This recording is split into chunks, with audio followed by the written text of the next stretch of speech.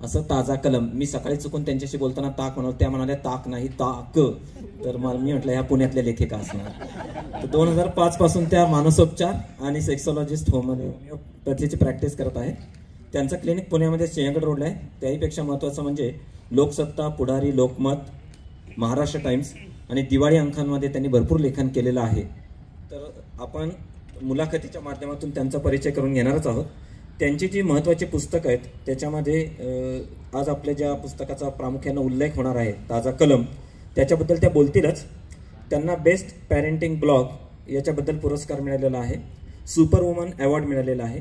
सावित्रीबाई फुले पुरस्कार मिळालेला आहे. दुसऱ्या आजच्या आपल्या ज्या महत्त्वाच्या लेखिका आहेत त्यांना खरं म्हणजे कोण ओळखत नाही. तर लेखक दिसतो कसा तसं लेखिका दिसते कशी हे ऑलरेडी आपण पडद्यावरती अनुभवलेलं आहेच. त्यांच्या अभिनय क्षेत्रातल्या कारकिर्दीला जवळपास 27 वर्ष पूर्ण झालेली आहे. या सगळ्यांचा जो बायोडेटा आहे ना तो प्रत्येकाचा 3 ते 4 पृष्ठांचा आहे. काय वगळायचं आणि काय नाही असा प्रश्न पडलाय. तर मी आपलं माझा आणि त्यांचा कसा संबंध जोडता येईल याच्यासाठी विचार असा केला की नॉट ओनली मिसेस राऊत या सिनेमातली त्यांची भूमिका खूप महत्त्वाची आहे. अर्थात माझं आडनाव राऊत असल्यामुळे मी अगदी आवर्जून त्याची दखल घेतलेली आहे. आणि अभिराम भडकमकर सरांविषयी सांगायचं झालं तर राष्ट्रीय नाट्य विद्यालय दिल्ली इथून नाट्यशास्त्राची पदविका त्यांनी प्राप्त केलेली आहे. लेखक, अभिनेता, दिग्दर्शक म्हणून ते कार्यरत आहेत.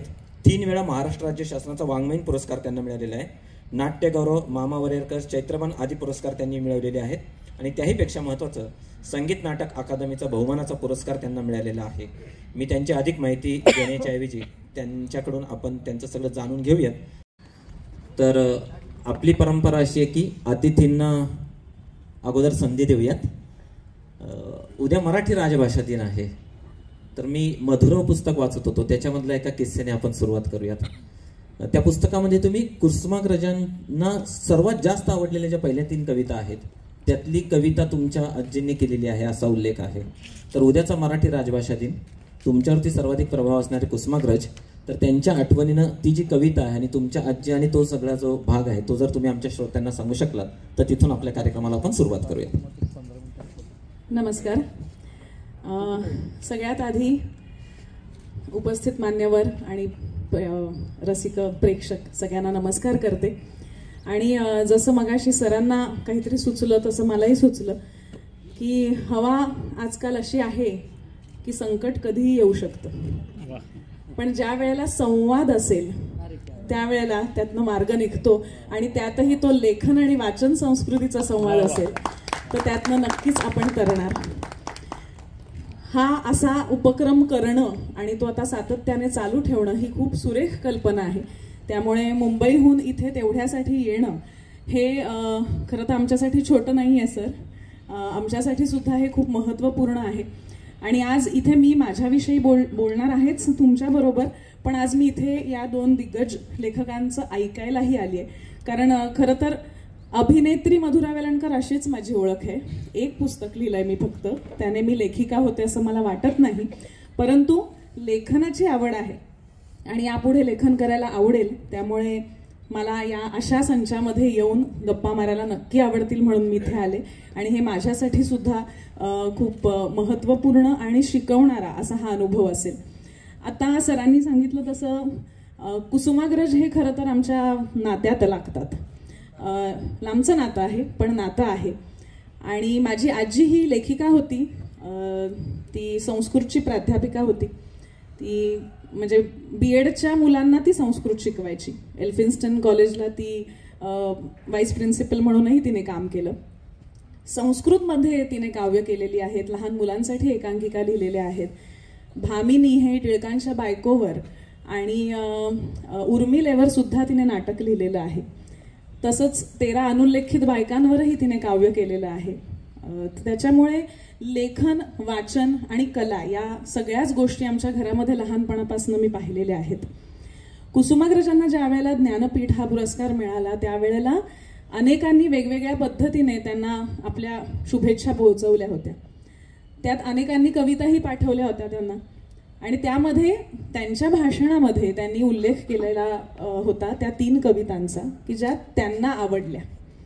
त्यामध्ये माझ्या आजीने एक कविता केली होती, त्या कवितेचा उल्लेख होता. खरं तर नातं काय आहे हे मला नाही सांगता येणार, पण आजीने ती जी कविता लिहिली होती ती कुसुमाग्रजांची आई या नात्याने लिहिली होती. म्हणजे जर कुसुमाग्रजांची आई असती आणि ज्यावेळेला त्यांना ज्ञानपीठ पुरस्कार मिळाला त्यावेळेला त्या आईच्या भावना काय असतील या विचाराने ती कविता आजीने लिहिली होती. आणि त्याचा काही भाग आज इथे मधुराव पुस्तक तुम्हाला वाचायला उपलब्ध आहेच, तर त्यातला काही भाग मी पुस्तकामध्ये लिहिलेला आहे. अख्खी कविता नाही आहे त्याच्यामध्ये, पण कवितेतला काही भाग आहे. त्याच्यावरनं तुम्हाला लक्षात येईल ती कविता दरवेळेला वाचताना मन भरून येतं, कारण एकतर माझ्या आजीने लिहिली आहे आणि दुसरी म्हणजे कुसुमाग्रजांवर लिहिली आहे, जे माझे अतिशय लाडके लेखक आहेत. आणि खरं सांगायचं अगदी तर लहानपणापासून मला वाचनाची आवड नव्हती. मी फार कमी वाचायचे, किंबहुना वाचन आवडायचं नाही असं म्हणूया आपण. पण आणि कविता वगैरे म्हणजे आजी लिहायची म्हणून ठीक आहे, पण कवितांचाही गंध मला फारसा नव्हता. तो पहिला काय म्हणूया आपण एक शिफ्ट असतो ना तुमच्या आयुष्यात, तुम्हाला पहिल्यांदा काहीतरी ऐकल्यानंतर असं वाटतं की हे छान आहे, याविषयी आपल्याला अजून माहिती मिळवायला हवी. तर ती कविता कणा होती.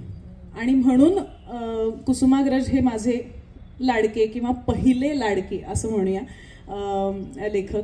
आणि त्यामुळे त्यांच्यावर ज्या वेळेला लेख लिहायचा होता, मधुरावमध्ये जे सगळे ललित लेख आहेत ते मी एका वृत्तपत्रासाठी लिहित होते आणि त्यावेळेला मराठी भाषा दिनानिमित्तच मी कुसुमाग्रजांवर तो लेख लिहिला होता.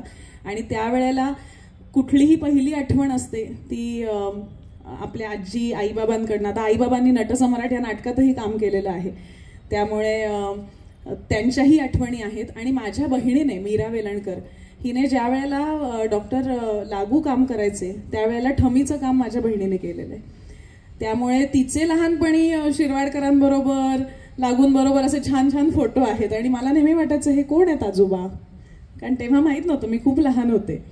तर अशी माझी त्यांची ओळख आहे. त्यामुळे मला ते नेहमी आजोबांच्या स्थानी वाटतात. आणि आज जो मी मधुराव हा एक कार्यक्रम करते मराठी भाषेवरचा, मराठी भाषा पोचवण्यासाठी करमणुकीच्या माध्यमातून आम्ही भाषेची गोष्ट सांगतो. खरं सांगायचं तर त्या कार्यक्रम तो झाला की मला नेहमी असं वाटतं की माझ्या आजीचा आणि शिरवाडकरांचाही आशीर्वाद कुठेतरी आमच्यावर आहे. कारण ते नेहमी म्हणायचे की भाषा ही प्रवाही असते, ती साचीव नसते आणि ती एकमेकींचा हात धरून मोठी होते.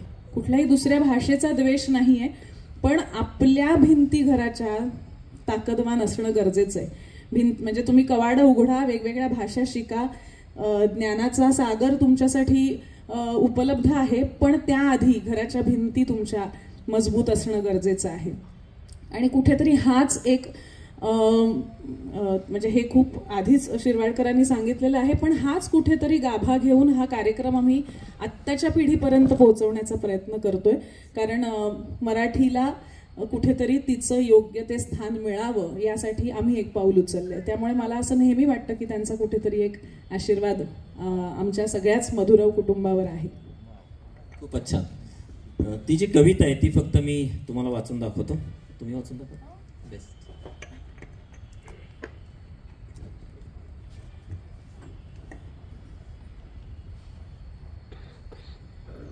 मी म्हटलं तसं ह्यातला काही भाग मी लिहिलाय आजीच्या कवितेचा. कुसुमाग्रजांची आई असंच नाव आहे कवितेचं. अगदी म्हणजे हा खरं तर मी शेवटचाच भाग लिहिलाय. कवितेचाही शेवटचा भाग आहे, पण मी वाचते. सगळ्यात आधी तिने थोडासा कवितेमध्ये उल्लेख केलाय तो त्या घटनेचा केलाय की ज्या पद्धतीने त्यांना ज्ञानपीठ पुरस्कार जाहीर झाला त्याविषयी तिने लिहिलंय. आणि मग पुढे ती लिहिते की आज स्मृतींच्या फुलांनी न्हावून निघशील, यशाच्या दुंदुभी ललकारतील. आज स्मृतींच्या फुलांनी न्हावून निघशील, यशाच्या दुंदुभी ललकारतील. तुझ्या नावाचा जयघोष होईल, पण साऱ्या देवांना हेवा करायला लावणारं तुझं वैभव कोणी डोळे भरून पाहावं, कौतुकाने भिजवावं, अशी आई या वेळेला हवी असते. ती मी आहे. अर्थातच पूर्णांशानं नाही, थोडा कोपरा मी भक्तीच्या भावनेने ओथंबत ठेवला आहे. तुझं कौतुक पाहीन, डोळ्यांनी तुझी दृष्ट काढीन, तुझं कौतुक पाहीन, डोळ्यांनी तुझी दृष्ट काढीन, इडापिडा नको म्हणून पाठीमागून पुढे ढाल बनून येईन, पण त्या विलक्षण वेळी त्या विलक्षण नात्याने भारावून पायाशी वाकू नकोस. वाकण्यापूर्वी डोळे वर करून बघ. प्रतिभा सूर्या, स्वतःला तुझ्या पायावरची धूळ म्हणवून घेण्यात भूषण मानणारी, स्वतःला तुझ्या पायावरची धूळ म्हणवून घेण्यात भूषण मानणारी तुझी भक्तिभावे विनम्र झालेली पुत्री तुला दिसेल, पुत्री तुला दिसेल. वा वा, खूपच छान.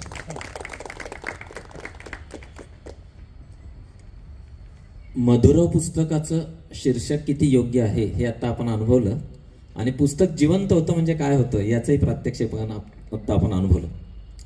मी आता भडकमकर सरांकडे जातो. कार्यक्रमाची पद्धत साधारण अशी असेल की प्रत्येकाला मी एक एक प्रश्न विचारायचा आहे, कारण आपल्याला हा कार्यक्रम 8 वाजता संपवायचा आहे. त्यामुळे मग कोणावरही अन्याय केला असं नको व्हायला. तर भडकमकर सरांना असा प्रश्न आहे की सध्या 7 जानेवारी 2024 मध्ये त्यांचं हे सीता पुस्तक प्रसिद्ध झालेलं आहे आणि ते गाजत, तर त्याचा जो लेखन प्रवास आहे त्याच्याबद्दल जरा जाणून घेऊयात. कारण अलीकडच्या काळामध्ये ऐतिहासिक कादंबरी लिहिणं, पौराणिक विषयांवरती कादंबरी लिहिणं हे जणू काय एक अवघड शिवधनुष्य होत चाललंय की काय, अशी परिस्थिती असताना मुळात तुम्हाला या विषयावरती का लिहावं असं वाटलं आणि हा सगळा लेखन प्रवास तुमचा कसा झाला? सर्वांना सर्वप्रथम नमस्कार. नॅशनल बुक ट्रस्ट पुणे आणि महाराष्ट्र टाइम्स यांनी हा सुरेख कार्यक्रम या ठिकाणी जो आयोजित केला आहे त्याच्याबद्दल धन्यवाद. मुळात रामायण ही गोष्ट अशी आहे की ती आपल्याला कधीपासून आपण रामायण ऐकायला लागलो आणि आपली रामायणाशी आपला परिचय कधी झाला हे सुद्धा आपल्याला सांगता येत नाही. इतक्या लहानपणापासून आपण रामायणाशी जोडले गेलेलो असतो. कधीतरी वाचून काढायच्या म्हणून आईने खूप पुस्तकं घरी आणून ठेवली होती, ज्याच्यामध्ये वेद, उपनिषद, महाभारत आणि रामायण सुद्धा होतं. त्यातले बाकी पुस्तकं मी वाचली होती, अभ्यास केला होता असं मी म्हणू शकणार नाही, परंतु रामायण काय आपल्याला माहीतच आहे ना असं एक वाटत होतं. पण लॉकडाऊनच्या काळामध्ये झालं असं की यातलं काहीतरी वाचून काढावं म्हणून मी वाल्मिकी रामायण वाचायला सुरुवात केली आणि त्यातलं साहित्याचं सौंदर्य हे इतकं समोर यायला लागलं आणि एकूण ते सगळं इतकं मला आवडायला लागलं. मग असं वाटलं की आपण तुलसी रामायण पण वाचूयात आणि मग एकूण मिळतील ते रामायण वाचून काढायचा एक सिलसिला सुरू झाला.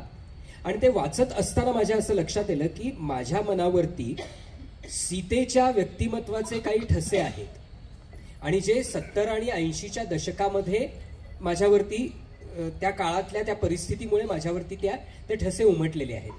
पण या सगळ्या पानापानामधनं मला जी सीता जाणवत होती ती मला खूप वेगळी सीता वाटायला लागली.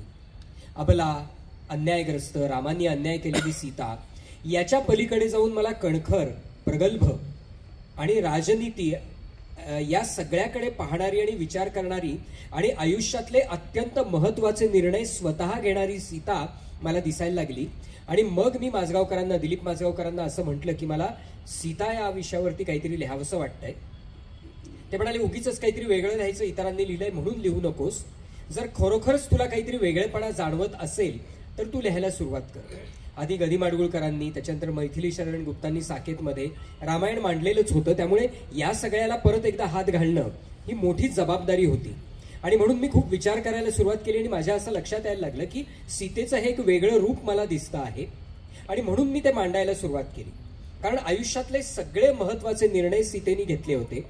राम आणि भरत भेटीमध्ये सीता ज्या पद्धतीने भरताला राज्य कसं करायचं याच्याबद्दल मार्गदर्शन करते ते पाहिल्यानंतर माझ्या असं लक्षात यायला लागलं की हिनं राजकारणाचा, कूटनीतीचा, राजनीतीचा अभ्यास केलेला आहे. कारण गार्गी, ब्रह्मवादिनी गार्गी त्यांच्या सीतेची ज्या गुरु होत्या, जनकाने खास त्यांना महत्वाच्या काही गोष्टी सांगितल्या होत्या. सुलभासारखी एक ब्रह्मवादिनी, त्या ब्रह्मवादिनीचा जनकाशी एक संघर्ष झाला होता, म्हणजे शाब्दिक खंडन मंडनाच्या दृष्टीने.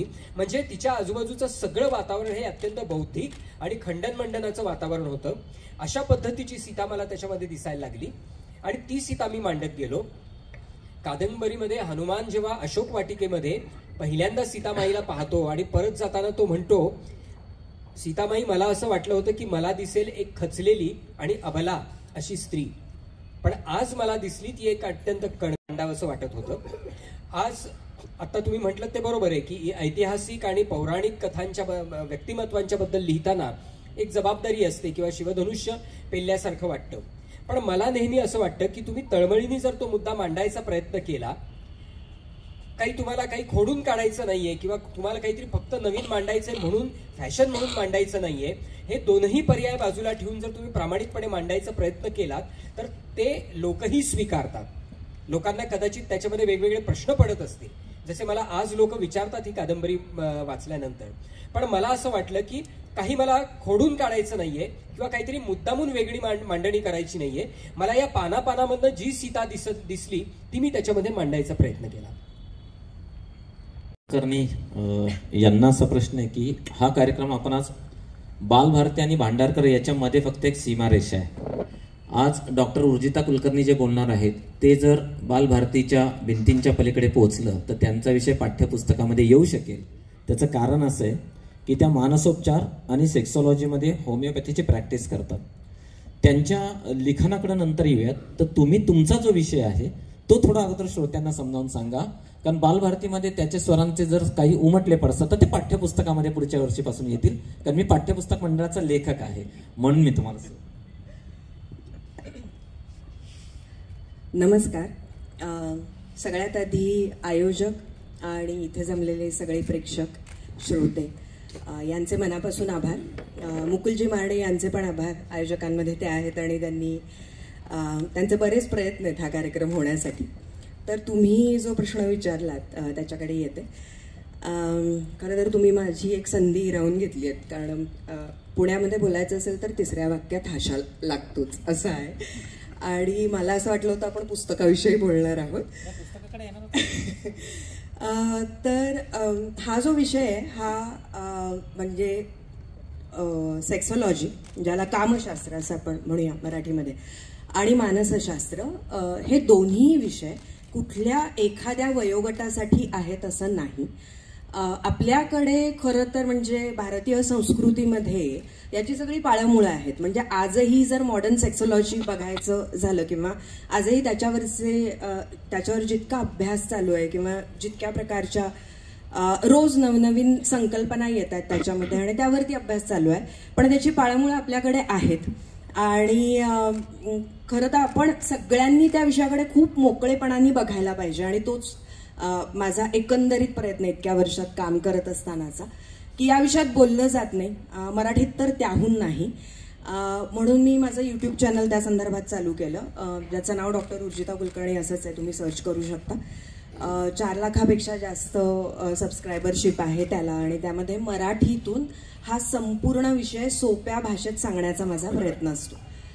त्यामध्ये लहान मुलांचे त्यांच्या काही समस्या असतील, मोठ्यांच्या असतील, पौगंडावस्थेतल्या असतील, हे सगळं काय म्हणूया बोलीभाषेत सांगण्याचा प्रयत्न असतो, जे मराठीत सांगणं खूप अवघड आहे. या विषयावर जर मला कोणी इंग्रजीत बोलायला सांगितलं तर प्रचंड सोपं आहे, कारण त्यातला कुठलाही शब्द खटकत नाही सेक्स या शब्दापासून. पण तेच जर मला मराठीत बोलायचं असेल तर फार तयारी करून आणि एक एक शब्द खूप मोजून मापून आणि व्यवस्थितच वापरावा लागतो.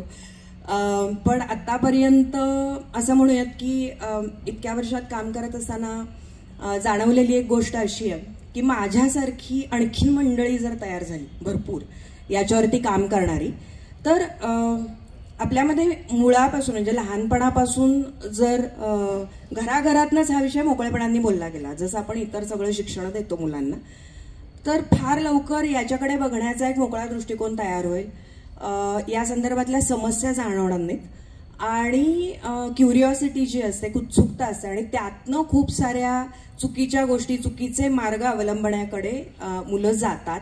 आपणही जातो, कित्येक वयातले लोक जातात. आणि हां, इथे आणखीन एक ठळक करेन की यातले जे मिथ्स आहेत, म्हणजे या संदर्भातल्या ज्या काही धारणा आहेत, संकल्पना आहेत, त्या केवळ काही विशिष्ट वयात असतात असं अजिबातच नाही आहे. वेगवेगळ्या वयातले लोक माझ्याकडे अत्यंत साध्या, म्हणजे मी स्वतः त्यात काम करते, डॉक्टर आहे म्हणून मला त्यातली कुठलीही गोष्ट कुठल्याही व्यक्तीने विचारली तर ती बालिश वाटत नाही किंवा हे कसं माहीत नाही असं नाही वाटत.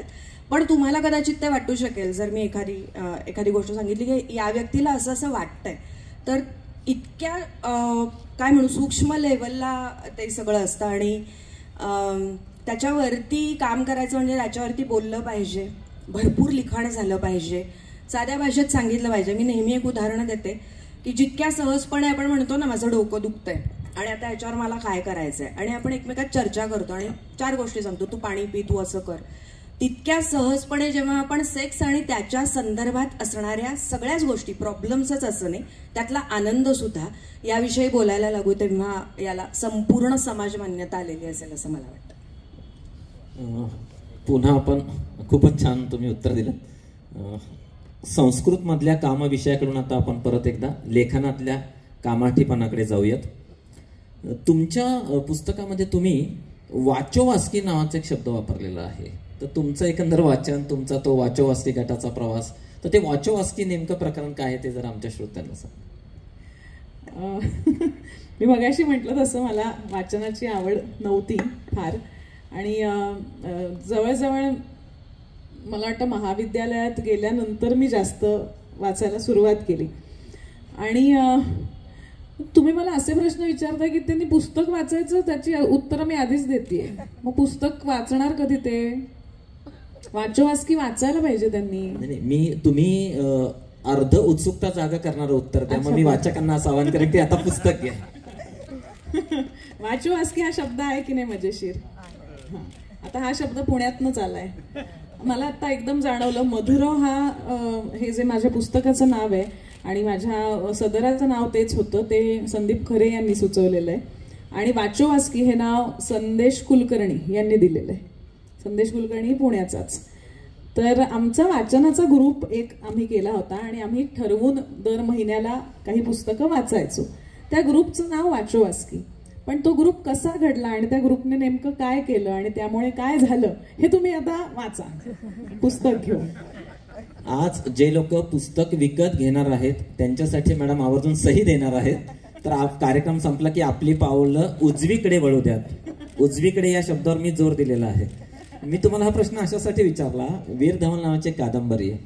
आम्हाला इतिहासाला गोरे नावाचे सर होते. मी 6वीला असताना ते नेहमी वर्गामध्ये 35 मिनिटांपैकी 30 तास इतिहास शिकवायचे आणि 5व्या मिनिटाला एक कथा सुरू करायचे. आणि 4थं मिनिट आलं की ते असं म्हणायचे, त्या घनदाट जंगलामध्ये वीर धवल अचानक शिरला आणि मंदिराच्या गाभाऱ्यातून आवाज आला, अलख निरंजन, आणि मारुतीची मूर्ती बाजूला सरकली. शिपाई यायचा आणि टोल वाजवायचा. आम्ही सरांच्या मागे जायचो. सर पुढे काय? ते म्हणायचे उद्या. रात्रभर झोपच यायची नाही. दुसरा दिवस उजाडायचा, तास परत सुरू, 30 मिनिटं संपलेली. परत 4थ्या मिनिटाला अलख निरंजनचा आवाज आला, मूर्ती बाजूला झाली. सावळ्यानं आतमध्ये उडी मारली आणि एवढ्यात त्याचा पाठलाग करणारी 3 माणसं धावत आली. दिन दिन ए गोसावड्या, कुठे तो माणूस? त्याने इकडं तिकडं पाहिलं. परत आम्ही वर्गाच्या बाहेर जायचो. अहो सर पुढे काय? उद्या. एकदा काय झालं, मी आमच्या ग्रंथपालांकडे गेलो. ते खूप दमले होते. त्यांना पिण्याच्या पाण्याचा ग्लास नेऊन दिला. ते इतके खुश झाले, म्हणाले, गणेश तू किती चांगला मुलगा आहेस. हे माझ्या आयुष्यात एकच व्यक्तीने उच्चारलेलं वाक्य आहे. मी म्हटलं हे घ्या, पाणी पिल्यावर शांत. वेगवेगळ्या प्रदेशांमध्ये जेव्हा रामायण लिहिलं गेलं, आता हजारो वर्षापूर्वीचा हा सगळा काळ आहे आणि मौखिक परंपरेतनं ते आपल्यापर्यंत आलेलं आहे. त्यामुळे त्याच्यामध्ये अनेक लोकांनी आपापल्या अनुभवाप्रमाणे भर टाकली. ते अधिकाधिक रंजक करण्यासाठी त्याच्यामध्ये काही गोष्टी निर्माण केल्या. म्हणजे वाल्मिकी रामायणामध्ये लक्ष्मण रेषा हा प्रकारच नाही, पण तुलसी रामायणामध्ये आपल्याला तो दिसतो. कारण ते रंजक करण्यासाठी, लोकांना अधिक चांगल्या पद्धतीनं समजावून सांगण्यासाठी मूळ गाभा जो आहे, जो त्यागाचा आहे, विवेकी त्यागाचा गाभा आहे किंवा समत्वाचा जो धागा आहे, तो न सोडता अशा पद्धतीच्या गोष्टी त्याच्यामध्ये येत गेल्या. त्यामुळे वेगवेगळ्या प्रांतांमध्ये रामायणाच्याकडे पाहण्याचे आणि ते सांगण्याचे वेगवेगळ्या प्रकारचे दृष्टिकोन आपल्याला दिसतात. म्हणजे मला एका ठिकाणी असं सांगितलं की म्हणजे बिहारचा तो एक माझा लेखक मित्र होता. तो म्हणाला, अयोध्येच्या दिशेला असलेल्या माणसाकडे आम्ही मुलगी देत नाही, कारण अयोध्येकडे मुलगी गेल्यानंतर मग तिला 14 वर्ष वनवास वगैरे भोगावा लागतो. त्यामुळे तिकडचं स्थळ आलं की आम्ही त्याला नाही म्हणतो. आता ही किती या परंपरेतली गमतीदार गोष्ट आहे. आणि जनमानसामध्ये रामायण इतकं भिनलेलं आहे की लोक अशा पद्धतीने विचार करतात. आता गमतीचा भाग असा आहे की एका ठिकाणी सीता त्याग जे आहे, जे खरं तर उत्तरकांड प्रक्षिप्त आहे, ते मुळात नाहीच आहे, त्याच्यानंतर ते त्याच्यामध्ये घुसडलेलं आहे म्हणा लिहिलेलं आहे. पण आता ते जनमानसामध्ये इतकं स्वीकारलं गेलेलं आहे की माझ्या कादंबरीमध्ये त्याच्याहीकडे एका वेगळ्या दृष्टिकोनातनं पाहिलेलं आहे. ते मी गाळलेलं किंवा तिथून पलायनवादी दृष्टिकोन मी स्वीकारलेला नाहीये. पण आता रामाने सीतेचा त्याग कसा केला, तर सगळं झालं, राज्याभिषेक झाला, सगळं छान सुरू झालं आणि एक दिवस कैकेयी गेली सीतेकडे आणि सीतेला म्हणाली की अगं तू रावण कसा दिसत होता. ती म्हणे मी रावणाला पाहिलंच नाही, परपुरुषाकडे आपण पाहत नाही, माझी नजर खाली असायची. नाही मग तुला अंगठा दिसला असेल ना त्याचा, तू अंगठ्याचं चित्र काढून दाखव. मग ती खूप अगदी कणपटीला बसली म्हणून तिने अंगठ्याचं चित्र काढून दिलं. मग ती म्हणे आता अंगठ्याचं चित्र आहे तर तू इमॅजिन करून कल्पनाशक्ती वापरून एक चित्र काढ ना. मग त्यांनी अगदीच आता फार मागे लागली म्हणून एक चित्र काढलं आणि हे घे बाई असं म्हणून देऊन टाकलं.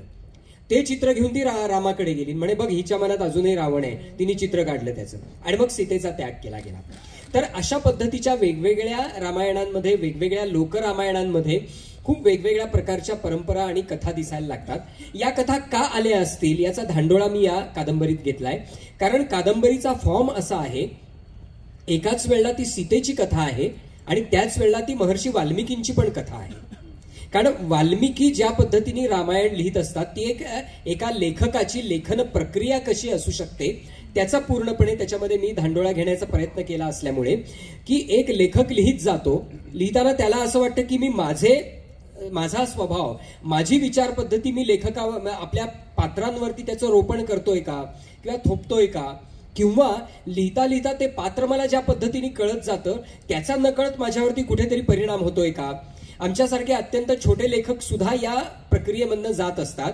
मग वाल्मिकींच्या सारखा महालेखक जो आहे, जो काळ आणि स्पेस हे सगळं ओलांडून आपल्यापर्यंत आलेला आहे, या लेखकाची परंपरा किंवा प्रक्रिया काय असेल त्याचाही शोध घेण्याचा मी प्रयत्न केला. आणि तो शोध घेताना मला या सगळ्या प्रदेशांमधलं रामायण जे आहे ते महत्वाचं ठरलं. वशिष्ठ रामायण असेल, अध्यात्म रामायण असेल, हे सगळं जे रामायण आहे ते मला त्यामध्ये अत्यंत त्याचा फायदा झाला लिहिताना. खूपच छान.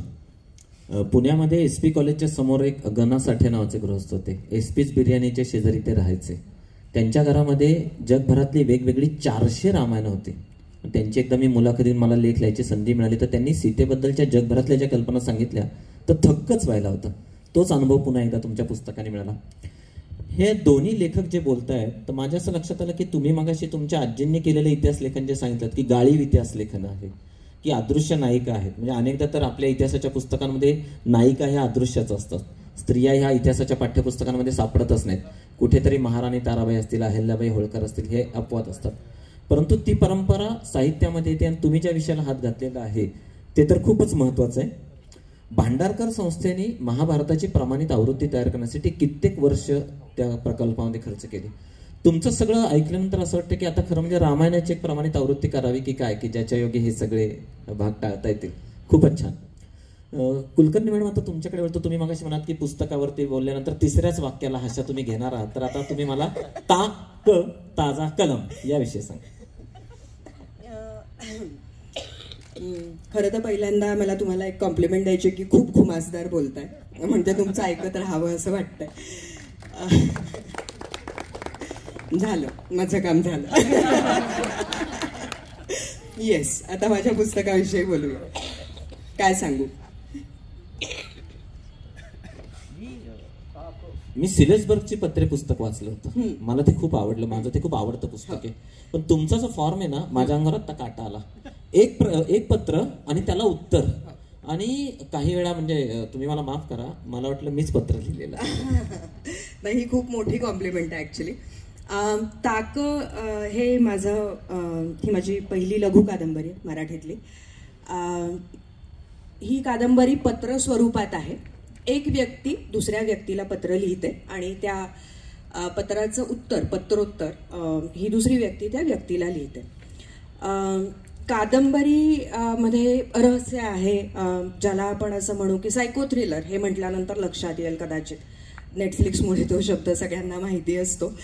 तर त्या प्रकारात ही कादंबरी मोडते.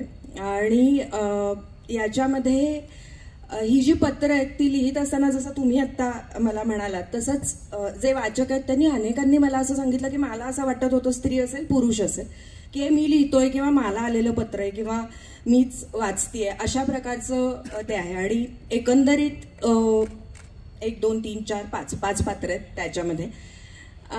ही पत्र लिहित म्हणजे ही पत्र जशी पुढे जातात त्या अनुषंगाने कथा पुढे जाते.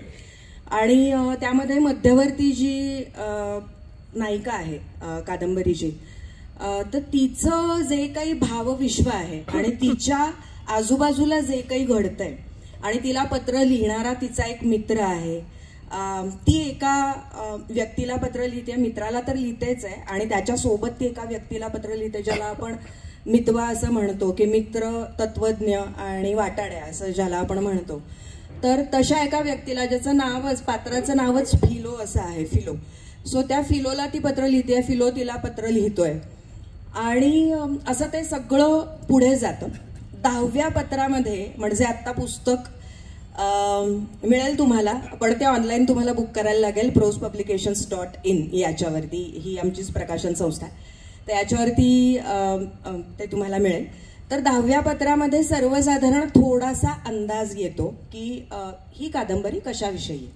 10 पत्रापर्यंत कदाचित तुम्हाला असं वाटेल, अरे वा, छान छान मस्त चालू आहे, या दोघांचं असं मैत्री आहे, किंवा अंदाज येत नाही की प्रेम आहे की मैत्री आहे की आणखीन काय आहे.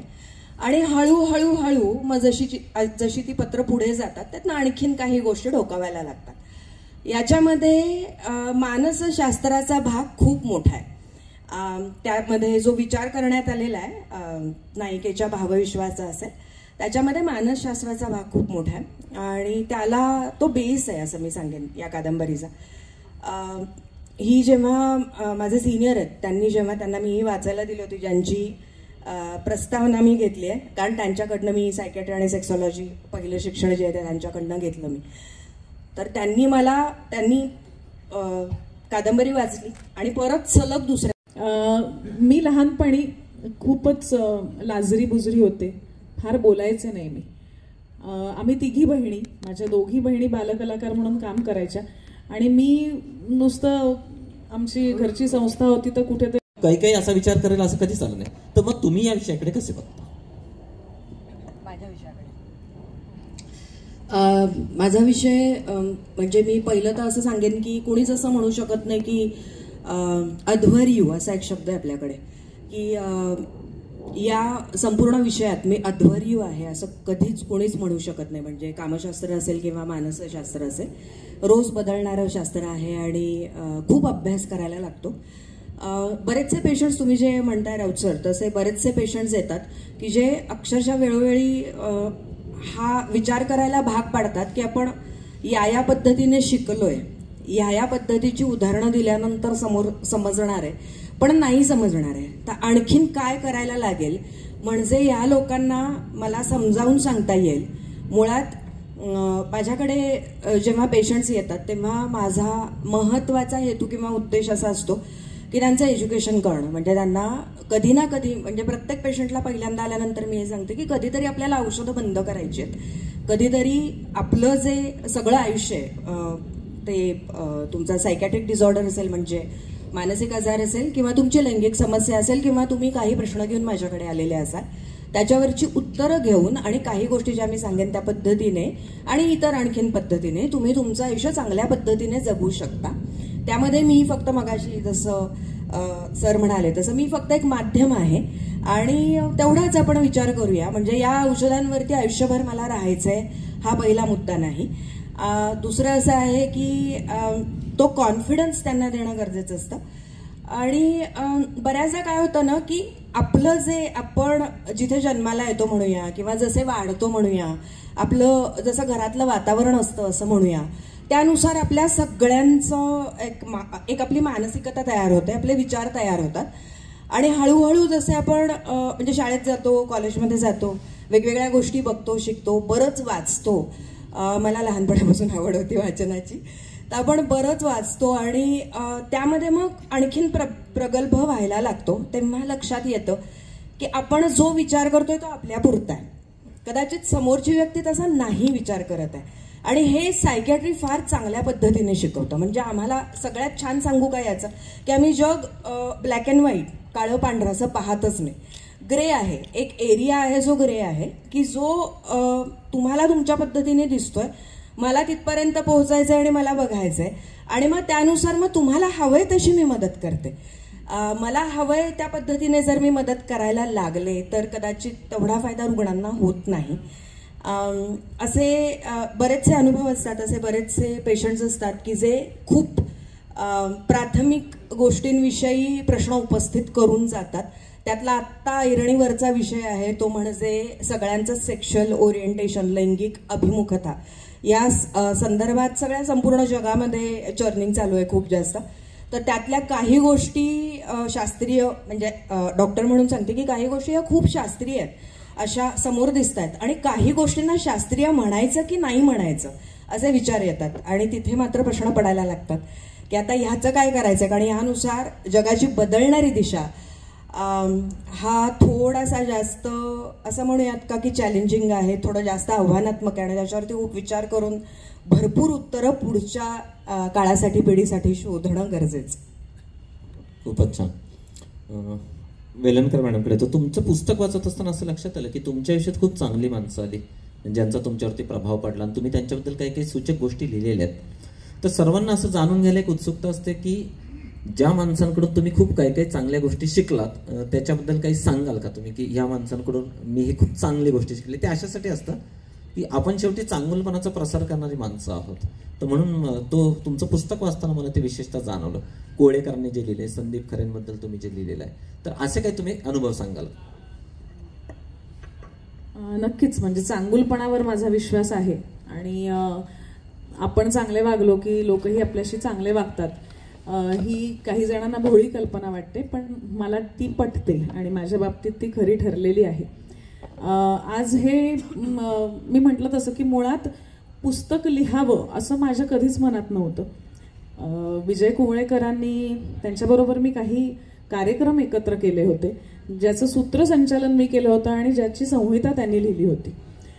आणि त्यानंतर आमची खूप छान मैत्री झाली. म्हणजे आमच्या वयात जरी अंतर असलं तरी आमच्यामध्ये खूप छान विचारांची देवाणघेवाण व्हायची, खूप गप्पा मारायचो. आणि मग त्यांनी मला एक दिवस सांगितलं की असं असं सदर आहे आणि तू लिहायला लाग. तर मी म्हटलं, तुम्हाला असं का वाटतंय की मी लिहावं, म्हणजे असं कोणालाच वाटलेलं नाही आजपर्यंत, तुम्हाला का वाटतंय? तर ते म्हणाले की एवढ्या वर्षाच्या माझ्या प्रवासात मला एवढं कळतं की कोणाला लिहिता येईल, तुला एवढं उत्तर पुरेसं आहे, त्यामुळे लिहिण्याचा प्रयत्न कर.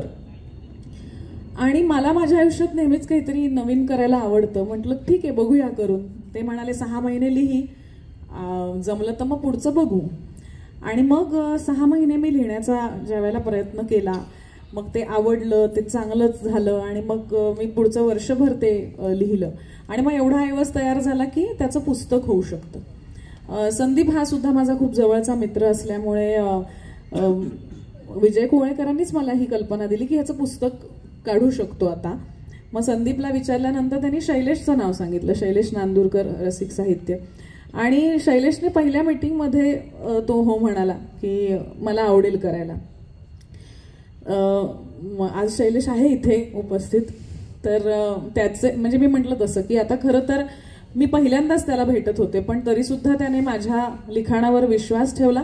कदाचित माझं कुठेतरी अभिनेत्री म्हणून जी इमेज आहे त्या दृष्टीने त्याला वाटलं असेल की ही बरं लिहील किंवा ही अगदीच काही फालतू लिहिणार नाही असं त्याला वाटलं असेल. त्यामुळे त्याने न वाचताच मला होकार दिला. पण मला असं वाटलं की एखादी गोष्ट घडायची असेल तर कशी हीच मंडळी माझ्या आयुष्यात आधीही होती, पण ती अशा पद्धतीने पुन्हा एकदा जवळ आली की ज्यामुळे हे पुस्तक तयार झालं. हे पुस्तक तयार होणार असं म्हटल्यानंतर पुन्हा एकदा अनेक जणांचे हातभार त्याला लागलेच. आज इथे आमची तृप्ती पण आहे, तिने हॅलो हां तिने सगळे अरे काय गो तुझं नाव घेतलं, हां मध्ये मध्ये हॅलो हॅलो येतोय येतोय हां. तर तृप्तीने सुद्धा काही गोष्टींमध्ये मला नाही हे वाक्य असं पाहिजे, मग आमचे वादही झाले की नाही हे चुकीचं असलं तरी मला हे असंच पाहिजे किंवा मला यातनं हे म्हणायचंय. पण ही सगळी मंडळी माझ्या पाठीशी उभी राहिली. ती कधीच मी त्यांना भेटले नव्हते, पण चांगुलपणावर किंवा काहीतरी चांगलं क्रिएट करण्याच्या प्रोसेसवर विश्वास असल्यामुळे, तर त्यामुळे मला असं वाटतं की ही मंडळी पुस्तकाच्या निमित्ताने भेटली.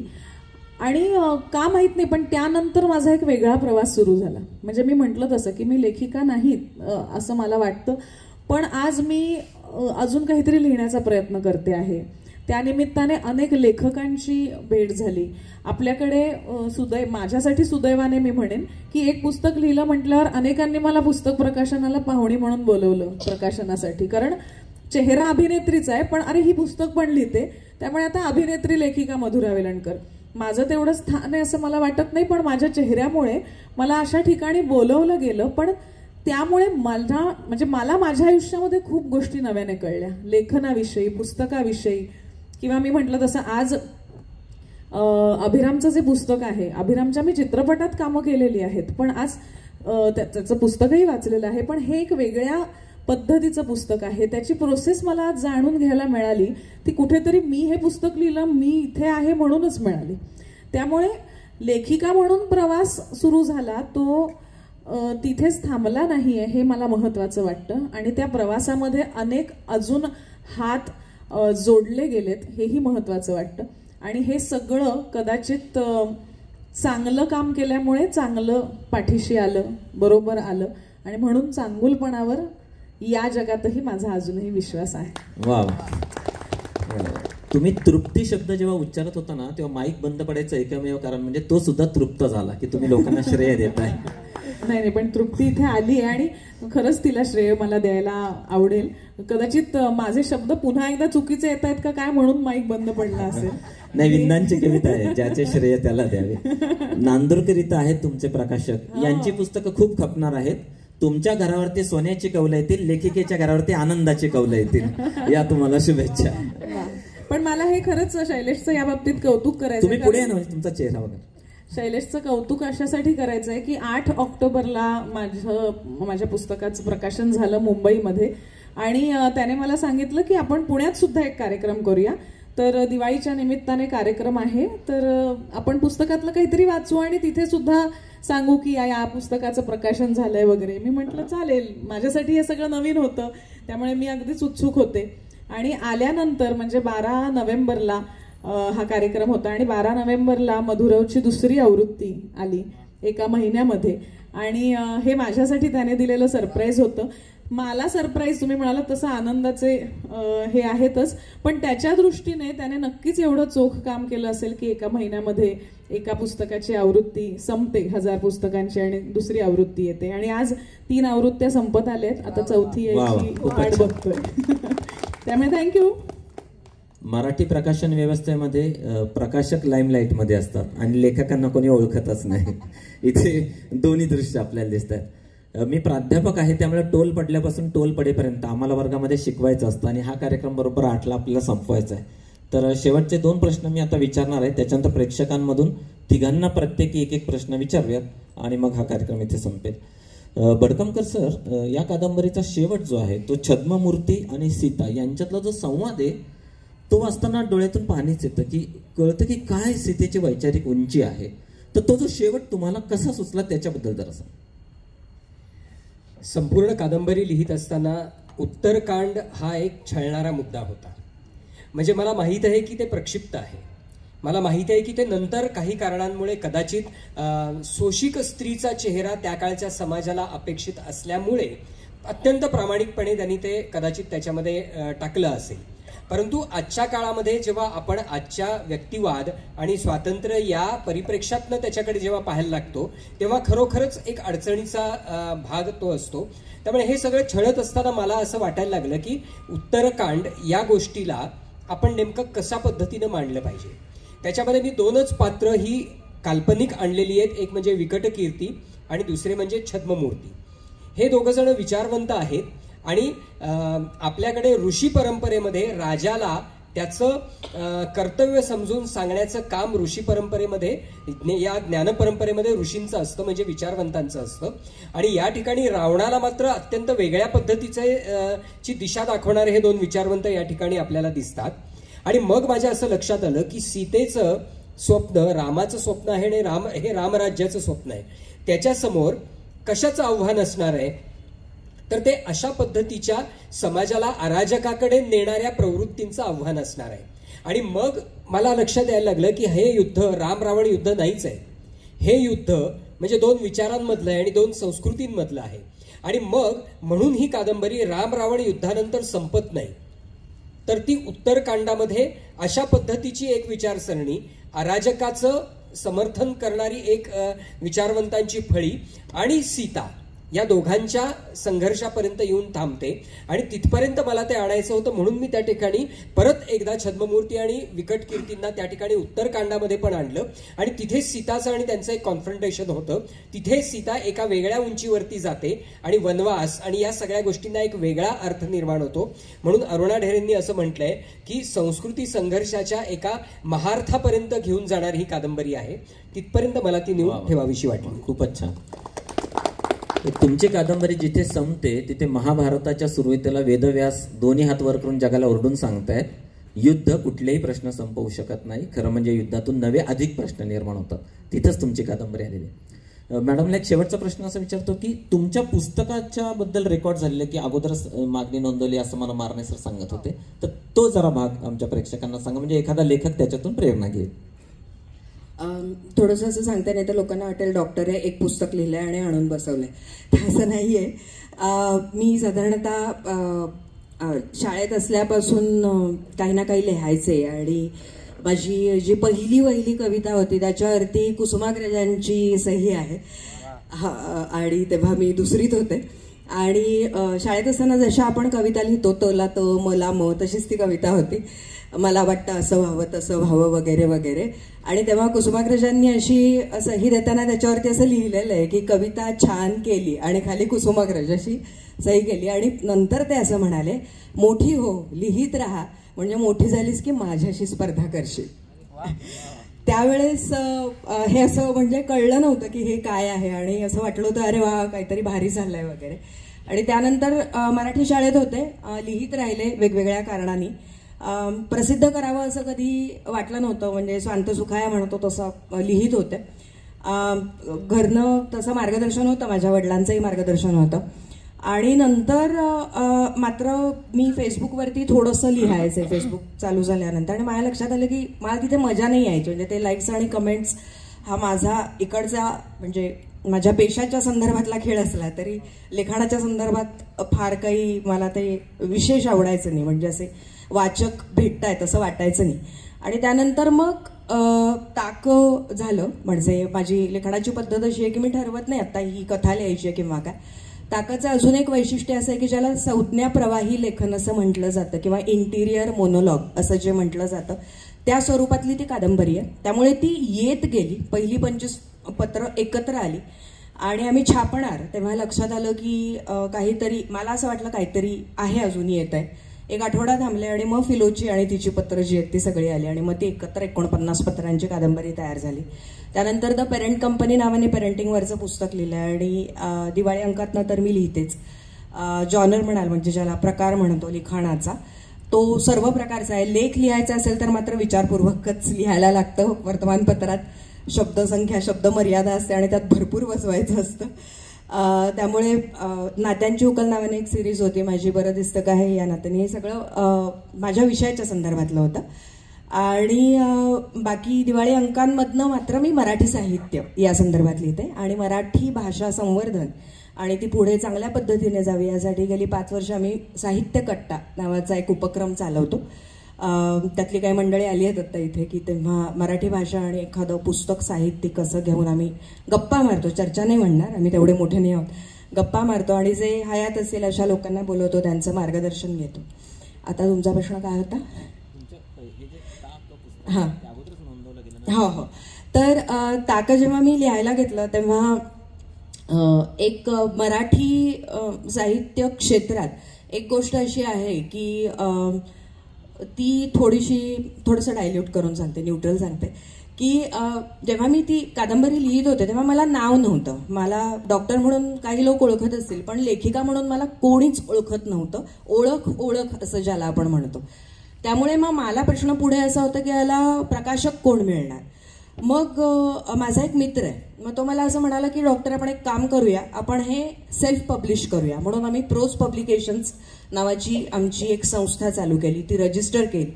आणि त्याच्यानंतर मी ताकदचा काही भाग हा फेसबुकवरती लिहायचा हे बघण्यासाठी की लोकांना थोडंसं जड आहे, त्यातली काही भाषा थोडी जड आहे, तर हे लोक वाचतायत का, आवडत आहे का, शीर्षबिंदू पण नसतात अनेकदा लिखाणावरती. तिथे जर इतकं जड आपण लिहितोय तर त्यातल्या काही गोष्टी लोकांना पटतायत का, याच्यासाठी म्हणून थोडंसं एक 1, 2, 3, 4 अशी काही पत्र आम्ही टाकून बघत होतो. तर तेव्हा असं यायला लागलं की हे पुस्तक स्वरूपात कधी येणार आहे. तेव्हा आम्ही एक उपक्रम राबवला, तो असा जो इंग्रजी पुस्तकांच्या संदर्भात राबवला जातो आणि त्यातल्या त्यात तो बाहेरच्या देशांमध्ये राबवला जातो, ज्याला प्री बुकिंग असं म्हटलं जातो, आता सर्रास राबवला जातो आपल्याकडे. तर आय गेस आम्ही तेव्हा काही पहिल्या लोकांपैकी होतो की आम्ही सांगितलं ही कादंबरी या दिवशी या महिन्यात प्रकाशित आम्ही करतोय. तुम्हाला हवी असेल तर या पद्धतीने तुम्ही तिची नोंदणी करा. थोडक्यात आम्ही शुल्क आधी घेतलं, त्याला काही सवलतीचा दर ठेवला. 2 कादंबऱ्या घेताय, 3 घेताय, 5 घेताय, त्यावरती या पद्धतीने सवलत आम्ही देतोय. त्याचं भरपूर मार्केटिंग केलं, ज्या पद्धतीने केलं जातं. वेगवेगळे व्हिडिओज केले, माझ्या आवाजातलं काही लिखाण जे होतं ते वाचून, आणि असं वेगवेगळ्या पद्धतीने आम्ही त्याचं मार्केटिंग केलं. आणि त्यानंतर मग ती कादंबरी प्रकाशित व्हायच्या आधीच त्याच्या 1000 प्रती खपलेल्या होत्या. आणि कुठल्याही मराठी पुस्तकाच्या बाबतीत 1000 प्रती खपणं हे खूप मोठं आहे, त्यातल्या त्यात नवीन लेखकासाठी, कुठल्याही नवीन लेखकासाठी. आणि जेव्हा मग त्या 1000 प्रती झाल्या तेव्हा आमच्या असं लक्ष, आम्ही 200-300 प्रतींची खरं तर प्रामाणिकपणे सांगते की तेवढंच जाईल असं आम्हाला वाटलं होतं. आणि जेव्हा यायला लागलं बुकिंग तेव्हा प्रचंड आम्हालाही आनंद झाला. मग हे पुस्तक आल्यानंतर म्हणून त्यानंतर मी याच्यावरचा मला नेमका आणि चांगला आणि ज्याला असं आपण म्हणू प्रामाणिक अभिप्राय हवा आहे म्हणून नावाजलेल्या अनेक व्यक्तींना हे मी पुस्तक दिलं. त्यामध्ये अंतरकर असतील जे गेले, अनेक व्यक्तींना दिलं. आणि त्यांचा मला भेटण्यासाठी किंवा बोलण्यासाठी बरेच जण भेटलो, म्हणजे बऱ्याच जणांशी मी भेटले, बऱ्याच जणांशी फोनवर बोलले. आणि मग अंतरकरांनी मला एक प्रश्न विचारला होता, तो फार महत्वाचा होता. ते म्हणे, तू याचा पुढचा भाग कधी लिहितेस? मी म्हटलं हा प्रश्न फक्त तुम्ही मला विचारला. आणि त्यांची माझी काही ओळख नव्हती. मी त्यांना पुस्तक पाठवून दिलं होतं, त्यांच्या स्वभावाविषयी कल्पना होती, शिव्या खायच्यात हे डोक्यात होतं. आणि त्यांनी फोन केला आणि पाऊण तास आम्ही बोलत होतो. आणि मग तेव्हा ते मला म्हणाले की यावर्षी हंससाठी तू मला एक दीर्घकथा देतेस. आणि मग तेव्हा मागच्या म्हणजे अनफॉर्च्युनेटली करोना होता त्यानंतर, आणि मग अंतरकर गेले. मग अभिरामजींनी मागच्या वर्षी जी मी आनंदचिन्ह पाठवली होती ती कथा, ती दीर्घकथा आहे, माणूस म्हणणारं कोणीतरी म्हणून. याच्यापेक्षा पूर्ण वेगळा फॉर्मॅट आहे तो, म्हणजे पुस्तकापेक्षा. तर ती कथा मागच्या दिवाळी अंकात छापून आली. आणि असंच मग बाकीच्या वेगवेगळ्या दिवाळी अंकात बरंचसं लिखाण येत गेलंय. जे तुम्ही बालभारतीचं म्हणालात तर किशोरमध्ये आता दरवर्षी येतं, म्हणजे किरणजी पण चांगले स्नेही आहेत.